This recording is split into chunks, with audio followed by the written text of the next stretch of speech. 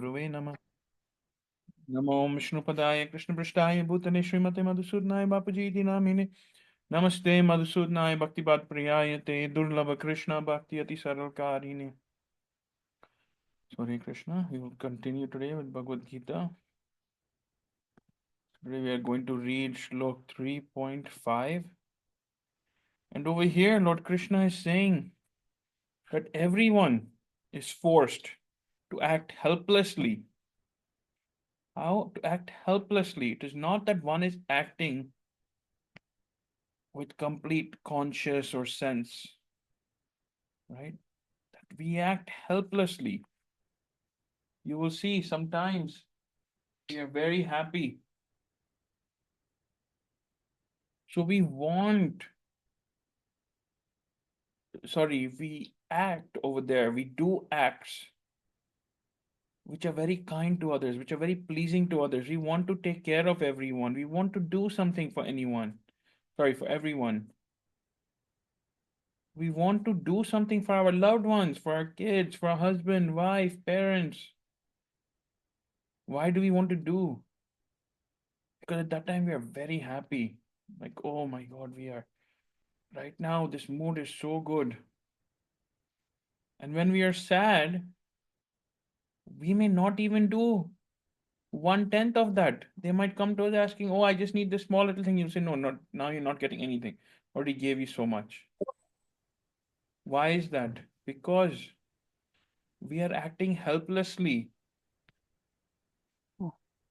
How are we acting? We're helping helplessly. If you just look at the first part, everyone is forced to act helplessly.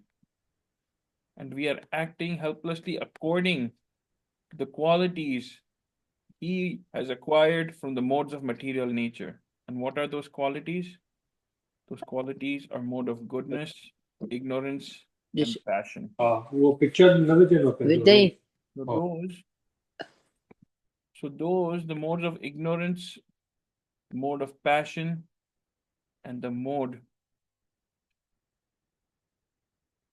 of ignorance, right? The mode of passion and the mode of goodness. So these are the three modes. So everyone is forced to act according to the qualities that one is acquired from these three modes of material nature. Therefore, no one can refrain from doing something, not even for a moment. So even for a moment, and how do we perform our actions? We perform our actions through our mind, through our words, and through our actions. And at every moment, even if one is not talking, one is not thinking, one is not doing anything, just by thinking, by their mind, they're doing those actions. So here Krishna is saying that regardless of whether you're doing something or not, right, at every moment, you are doing some action, regardless of whether you are aware of it or not. So over here, we are performing so many actions with our mind,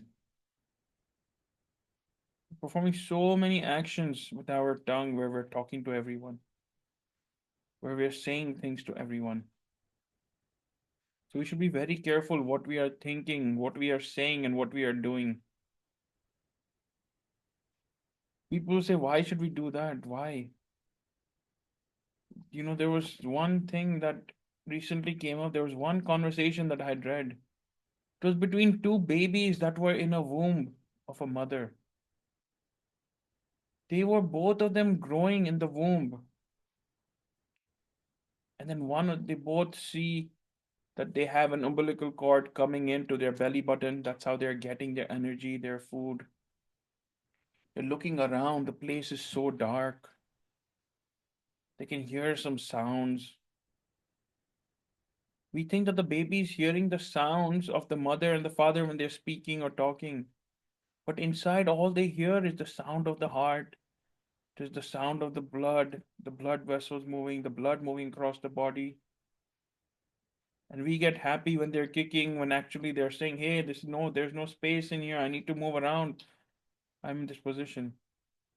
These two babies were in the mother's womb. One says to another, what do you think is going to happen next? The second one says that I think once we are ready, once we are all grown in here, we will be delivered and there will be a whole new world waiting for us. There will be a whole new world waiting for us where we will get to walk around. We will get to even eat food. The umbilical cord that we see over here, where through which we are receiving the food right now, we will actually be able to touch, smell, and taste and eat whatever we want with our mouth. We will be able to listen to great music. We will be able to listen to all the people speaking around us. It is not just you and me. There will be like hundreds and thousands of other beings like us.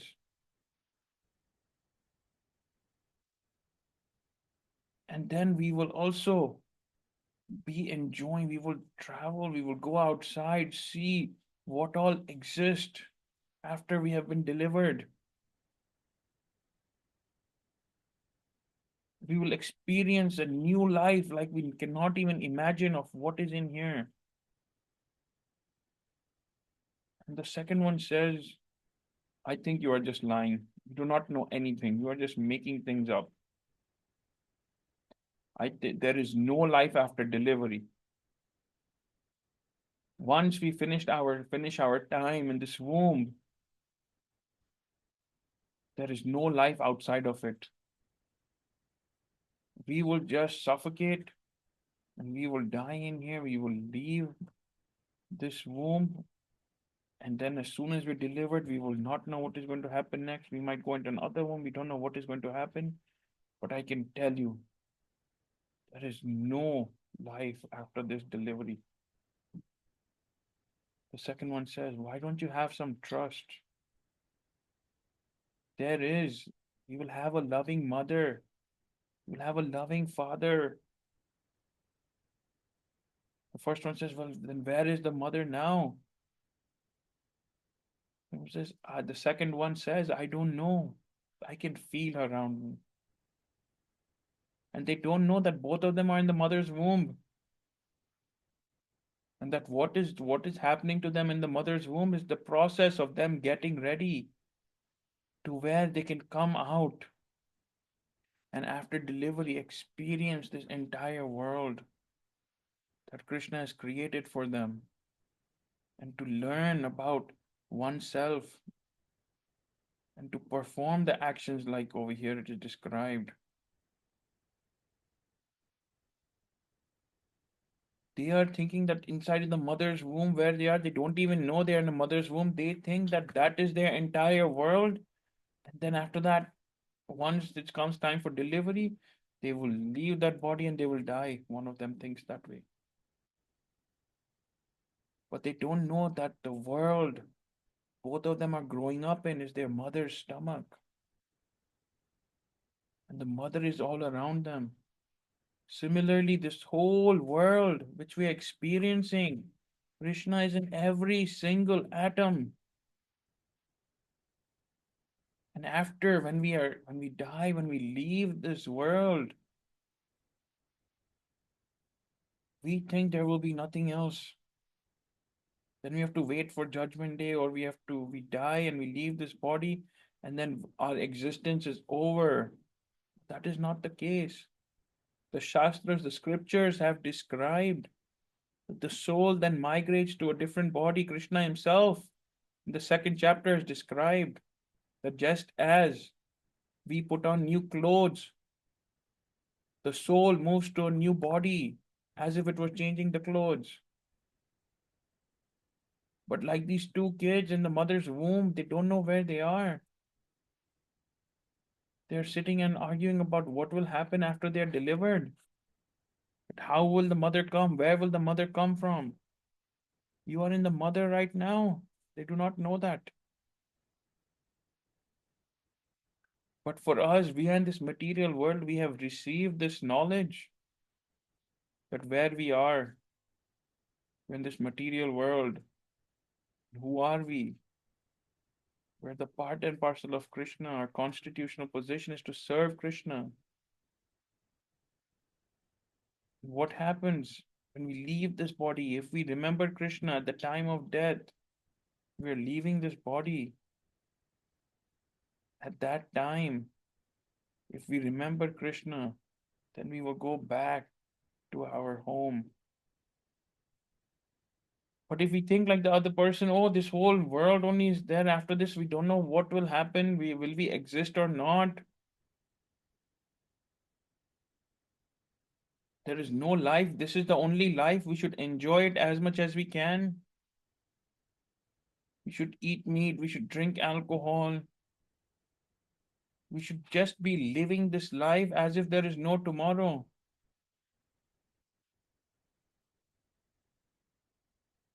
But that is not the case.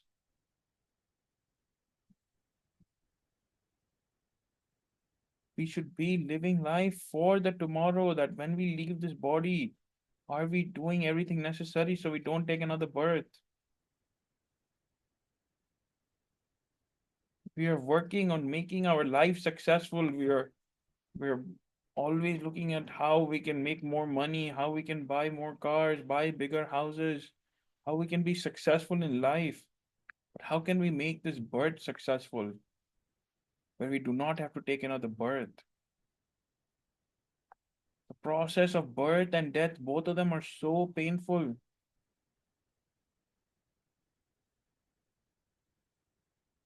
The first boy was laughing at the second boy that you think that there is really going to be something after we are delivered. If our mother was there, she would be protecting us right now. But see, we are alone over here. Similarly, people say, if there is God, why can't I see him over here? But remember, God is not something that we see. We have to, even unto Arjuna, when Krishna wanted to show Arjuna his Virat Roop, his universal form, what God is. Arjuna asked, he begged Krishna that if you think I am worthy, then please, with your mercy, have mercy on me and show me a universal form if you think I am worthy. And what does Krishna say? Krishna says that with these eyes you will not be able to see me. Let me give you that vision. So, same thing for us. We have to work on developing that vision. How? By reading the scriptures, by listening to satsang of Guru Maharaj and all of the sadhus, the Vaishnavas, right? And chanting, because chanting is the only way in the Kali Yuga. Remember, we are not alone, just as we were in the mother's womb.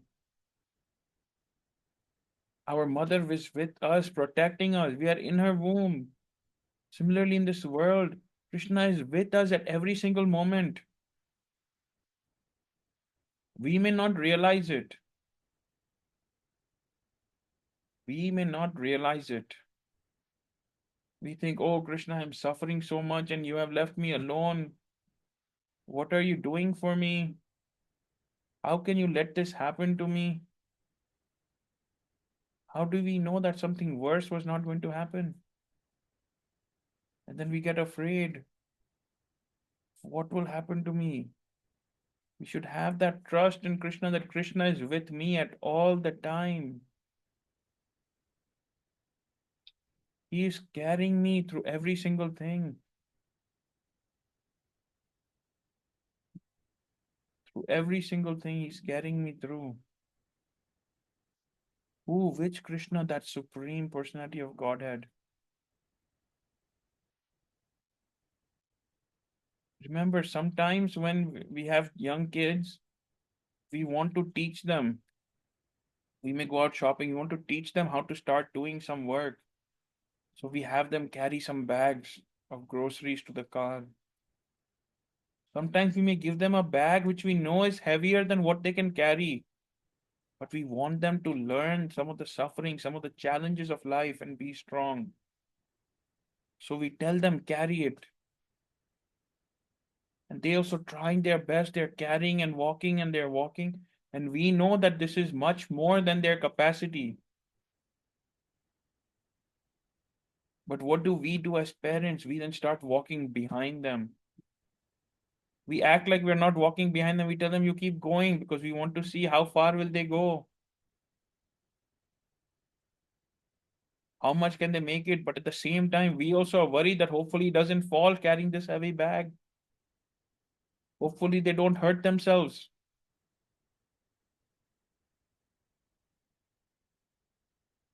So what do? We walk behind them slowly, slowly. We have an eye on them.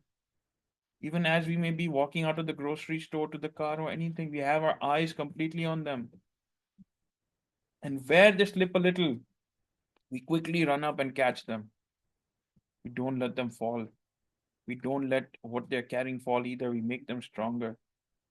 So similarly, Krishna is with us at every single moment. We just have to learn to experience him, to recognize him around us. He will not come with the basuri. He will not come that here I'm here to help you, playing the basuri and holding our hands like that. No. To a child, he may come in the form of a parent. Because within the heart, Krishna is sitting in everyone's heart.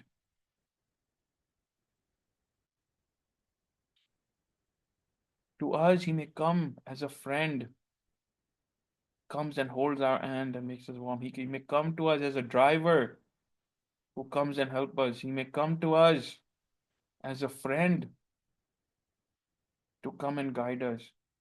He may come to us as a co-worker or an acquaintance that we sometimes see on the road, or that you have seen a few times, to come and help us. He may come to us as a doctor to come and cure us. Inside the doctor's heart, he will show them what he needs to show them about the disease, the suffering, or any physical suffering that we may have.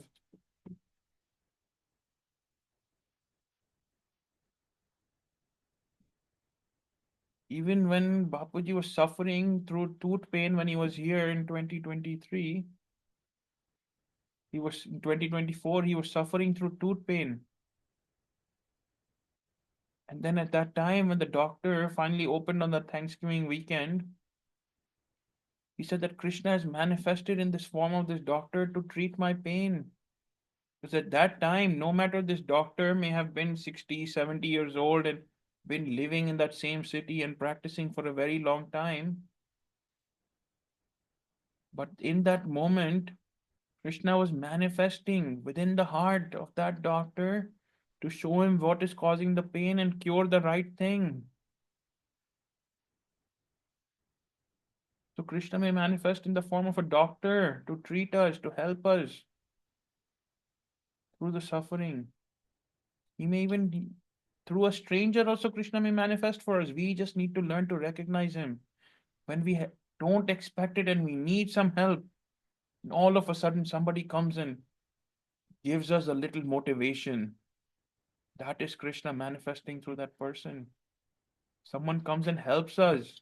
That is Krishna manifesting through that person. Because if Krishna himself comes down with his two-handed form and his basuri and all dressed up with beautiful shringar and ornaments, everybody will be like, oh my God, look, Krishna has come down for this person. How lucky. And people over there only will start bowing down, start worshipping Krishna, start doing arti, start offering narel, start offering fruits. Krishna is beyond that. We just need to love Krishna and learn to recognize that He's everywhere around us. And then, when we are acting, if we are acting in the mode of goodness by keeping Krishna at the forefront of everything, then we will be doing everything for Krishna. And whatever the reaction of our actions are, we will not get that, because all of those will be happening when we are thinking of Krishna. We'll talk more about this tomorrow. Tomorrow is Ekadashi. So we will fast and then continue with Ekadashi Katha tomorrow and come back and discuss this more. So with that, we'll end here and we'll chant Hare Krishna, Krishna Krishna, Hare Hare, Hare Ram, Ram Ram, Hare Hare, Hare Krishna, Krishna Krishna, Hare Hare, Hare Ram, Ram Ram, Hare Hare, Hare Krishna, Krishna Krishna, Hare Hare, हरे राम राम राम हरे हरे। श्री श्री राधा वृंदावन चंद्र बिहारी लाल की जय हो। निताई गौर हरि बोल। जय जय श्री राधे। जय जय श्री राधे। जय जय श्री राधे। हरे कृष्णा।